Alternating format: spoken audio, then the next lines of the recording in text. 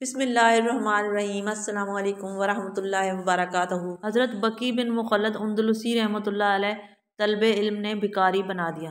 حضرت بقی بن مخلد اندلسی رحمۃ اللہ علیہ کے پوتے عبد الرحمن بن احمد رحمۃ اللہ علیہ فرماتے ہیں کہ میں نے اپنے والد سے سنا، انہوں نے فرمایا کہ میرے والد نے مکہ سے بغداد تک کا پیدل سفر کیا۔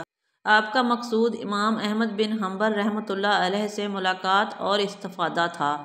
جب میں امام احمد بن حنبل رحمۃ اللہ علیہ کے قریب پہنچا تو مجھے بہت زیادہ صدمہ ہوا، کیونکہ ان تک جانے کی اجازت نہیں تھی۔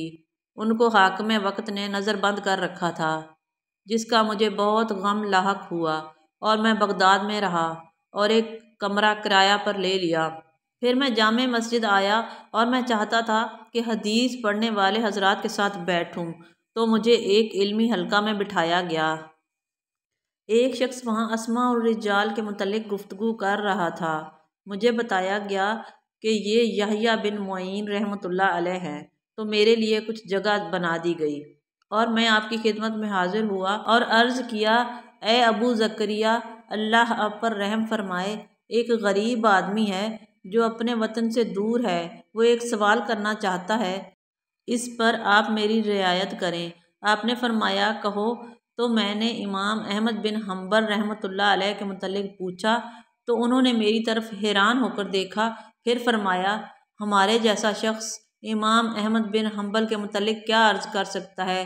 وہ تو مسلمانوں کے امام ہیں، ان کا مقام و مرتبہ تو بہت اونچا ہے۔ چنانچہ میں وہاں سے نکل کر امام احمد بن حنبل رحمۃ اللہ علیہ کا گھر تلاش کرنے لگا۔ میں نے ان کے گھر کا دروازہ کھٹکھٹایا۔ آپ باہر نکلے۔ میں نے عرض کیا، اے ابو عبداللہ، ایک غریب آدمی ہوں جو گھر سے دور ہوں، نووارد ہوں، اور میں حدیث کا طالب علم ہوں اور سنت کا پابند بھی۔ میرے سفر کا مقصد صرف آپ تک پہنچنا تھا، تو آپ نے فرمایا، محفوظ جگہ میں آ جاؤ، یعنی گھر کے اندر داخل ہو جاؤ، تاکہ تم پر کسی کی نگاہ نہ پڑے۔ چنانچہ میں گھر میں داخل ہو گیا۔ پھر مجھ سے پوچھا، آپ کا گھر کہاں ہے؟ میں نے کہا، مغرب کے دور دراز علاقوں میں۔ فرمایا، افریقہ میں؟ میں نے کہا، افریقہ سے بھی آگے۔ میرا شہر افریقہ کا سمندر عبور کر کے آتا ہے، میرا شہر اندلس ہے۔ فرمایا، تمہارا گھر بہت دور ہے، میرے نزدیک تمہاری مدد کرنے سے بہتر کوئی چیز نہیں ہے، لیکن مجھ پر آزمائش ہے۔ خلق قرآن کے مسئلہ کی وجہ سے بادشاہ وقت نے نہ صرف آپ کو قید کیا بلکہ مظالم کے پہاڑ توڑے۔ شاید تمہیں اس کا علم ہو چکا ہو۔ میں نے کہا، کیوں نہیں، مجھے اس کا علم ہے، یہ میری آپ سے پہلی ملاقات تھی۔ میں آپ لوگوں کے نزدیک غیر معروف ہوں، مجھے کوئی نہیں پہچانتا۔ اگر آپ مجھے اجازت دیں تو میں روزانہ ایک بھکاری کی طرح آؤں گا اور دروازہ کے پاس وہی بات کہوں گا جو بھکاری صدا دیتا ہے۔ آپ مجھے روزانہ ایک ایک حدیث سنا دیا کریں، یہ میرے لیے کافی ہے۔ آپ نے فرمایا، ٹھیک ہے، اس شرط پر کہ تم لوگوں کے سامنے نہیں آؤ گے اور نہ ہی طلباء حدیث کے سامنے جاؤ گے۔ میں نے کہا، آپ کی یہ شرط مجھے منظور ہے۔ تو میں ایک لاٹھی ہاتھ میں لے کر اور اپنے سر کو میں ایک میلے کچیلے کپڑے کے ساتھ لپیٹ کر چلتا تھا اور اپنے کاغذ اور ورقے اپنی آستین میں چھپاتا تھا اور آپ کے دروازے پر حاضر ہوتا تھا اور پکار کر کہتا تھا، الاجر رحمک اللہ، یعنی اللہ ثواب دے، اللہ آپ پر رحم فرمائے، کیونکہ وہاں اسی طرح سے صدا لگائی جاتی تھی۔ آپ باہر نکلتے اور مجھے 2 یا 3 احادیث سناتے۔ میں نے اسی طریقے کو اپنائے رکھا، حتیٰ کہ امام احمد بن حنبل رحمۃ اللہ علیہ پر جس نے مشقت ڈالی تھی وہ خلیفہ فوت ہو گیا، اور اس کے بعد ایسا خلیفہ بنا جو اہل سنت کے مذہب پر تھا۔ پھر امام احمد بن حنبل رحمۃ اللہ علیہ لوگوں کے سامنے آئے اور آپ کا چرچا ہوا، اور اطراف و اکناف سے لوگوں کی سواریاں آپ کی طرف آنے لگیں، لیکن امام احمد بن حنبل میری حالت سے اچھی طرح واقف ہو گئے تھے۔ جب میں آپ کے حلقے میں حاضر ہوتا تو آپ میرے لیے جگہ کشادہ کرتے اور اپنے شاگردوں کے سامنے میرا وہ قصہ بیان کرتے جو ان کے ساتھ پیش آیا۔ پھر مجھے ایک حدیث اپنی لکھی ہوئی دیتے اور اس کو میرے سامنے پڑھتے اور میں اس کو آپ کے سامنے پڑھتا۔ علم حدیث سے عزت افزائی سے متعلق آپ کا ایک اور واقعہ ہے۔ جب آپ بیمار ہوئے، فرماتے ہیں میں کچھ دن امام احمد بن حنبل رحمۃ اللہ علیہ کی مجلس میں نہ جا سکا۔ جب امام صاحب نے اپنی مجلس سے مجھے گم پایا تو میرے متعلق پوچھا تو میری بیماری کا ان کو بتایا گیا، تو آپ فوراً میری طرف رخ کر کے کھڑے ہوئے اور جتنے لوگ آپ کے ساتھ تھے میری طرف چل پڑے، اور میں اپنے کمرے میں لیٹا ہوا تھا جو میں نے اپنے لیے کرایہ پر لے رکھا تھا، اور اون کا بچھونا میرے نیچے تھا اور چادر میرے اوپر تھی، اور کتابیں میرے سرہانے رکھی ہوئی تھیں۔ میں نے سرائے میں اونچی آواز سنی، لوگ کہہ رہے تھے مسلمانوں کے امام ادھر آ رہے ہیں۔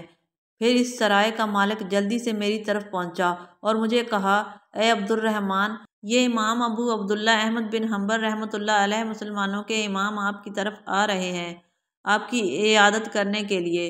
چنانچہ آپ تشریف لائے اور میرے سر کے پاس بیٹھ گئے، اور آپ کے اتنے شاگرد کمرے میں داخل ہو گئے کہ ان کو بیٹھنے کی جگہ نہیں ملتی تھی، حتیٰ کہ ان میں سے بعض سرائے میں کھڑے رہ گئے اور ان کے قلم ان کے ہاتھ میں تھے۔ انہوں نے صرف مجھے یہ کلمات ارشاد فرمائے، اے ابو عبد الرحمن، اللہ کے ثواب کے لیے خوش ہو جاؤ، صحت کے ایام میں بیماری نہیں آ سکتی اور بیماری کے دنوں میں صحت نہیں آ سکتی۔ اللہ تعالیٰ تمہیں عافیت کے ساتھ سربلندی نصیب فرمائے۔ میں نے قلم دیکھے جو آپ کے یہ الفاظ لکھ رہے تھے۔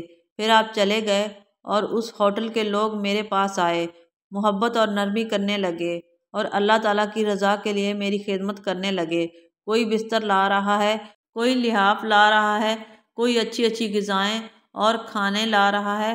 فرماتے ہیں کہ انہوں نے میری بیماری کے دنوں میں اتنی خدمت کی کہ اگر میں اپنے گھر میں موجود ہوتا تو وہ بھی میری بیماری کے دنوں میں اتنی خدمت نہ کرتے۔ یہ سب علم حدیث کی برکات کی وجہ سے ہوا۔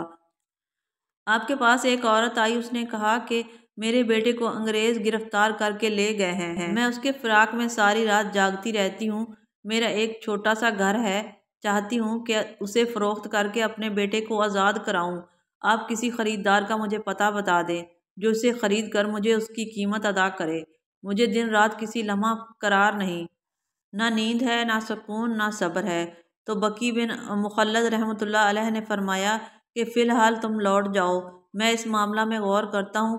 یہ کہہ کر شیخ نے اپنی گردن جھکا لی، اپنے ہونٹوں کو حرکت دی اور اللہ کے حضور اس بچے کے لیے دعا کرنے لگے۔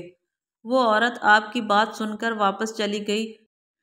تھوڑے عرصے کے بعد وہ عورت اپنے بچے کے ہمراہ آپ کے پاس آئی اور شیخ سے کہنے لگی، اللہ آپ پر رحم کرے، آپ تکلیف فرما کر اس بچے کی سرگزشت سن لیں۔ تو شیخ بقی بن مخلد رحمۃ اللہ علیہ نے کہا، اے لڑکے، کیا بیتی، ذرا تفصیل بتاؤ۔ لڑکے نے جواب دیا کہ ہم بیڑیوں میں جکڑے ہوئے تھے، بادشاہ کی خدمت گزاروں میں تھے، اسی حال میں چل پھر رہا تھا کہ اچانک میری بیڑی کھل گئی۔ یہ دیکھ کر وہ پولیس جو مجھ پر مسلط تھی، اس نے مجھے گالی دی اور اس نے کہا، تم نے اپنے پیر سے یہ بیڑی کیوں کھولی؟ میں نے اللہ کی قسم کھا کر کہا کہ میں نے نہیں کھولی اور نہ مجھے اس کا حال معلوم ہو سکا۔ بہرحال ان لوگوں نے لوہار بلوا کر پھر سے وہ بیڑی میرے پاؤں میں ڈلوا دی اور اسے خوب مضبوط کر دیا اور اس کی کیلوں کو خوب سخت کر دیا۔ اس کے بعد جب میں اٹھا تو وہ بیڑی پھر خود نکل کر گر پڑی۔ اس مرتبہ پھر تیسری مرتبہ بھی ان لوگوں نے بیڑی میرے پیر میں جکڑ دی اور پہلے سے بھی زیادہ سخت کر دیا۔ فارغ ہوتے ہی وہ بیڑی پھر گر پڑی۔ یہ باتیں دیکھ کر ان لوگوں نے اپنے کہنوں کے پاس جا کر اس کی وجہ دریافت کی تو انہوں نے کہا، کیا اس کی ماں زندہ ہے؟ میں نے کہا، ہاں زندہ ہے۔ تب ان کہنوں نے کہا کہ تمہاری ماں نے تمہارے لیے دعائے خیر کی اور اس کی دعا الحمدللہ قبول ہو چکی ہے، لہٰذا تم لوگ اسے کھول دو اور آزاد کر دو۔ بالآخر ان لوگوں نے مجھے کھول کر آزاد کر دیا، یہاں تک کہ میں اسلامی ملک میں پہنچ گیا۔ حضرت بقی بن مخلد رحمۃ اللہ علیہ نے زنجیر کے گرنے کا وقت پوچھا تو معلوم ہوا کہ وہی وقت تھا جب وہ اس کی رہائی کے لیے دعا کر رہے تھے۔ اللہ نے اسی وقت آزاد کر دیا۔ ہمیں امید ہے کہ آج کی یہ ویڈیو آپ کو پسند آئی ہوگی۔ اگر پسند آئی ہے تو ویڈیو کو لائک کر دیں، چینل کو سبسکرائب کر دیں اور ویڈیو کو شیئر کر دیں۔ اللہ حافظ۔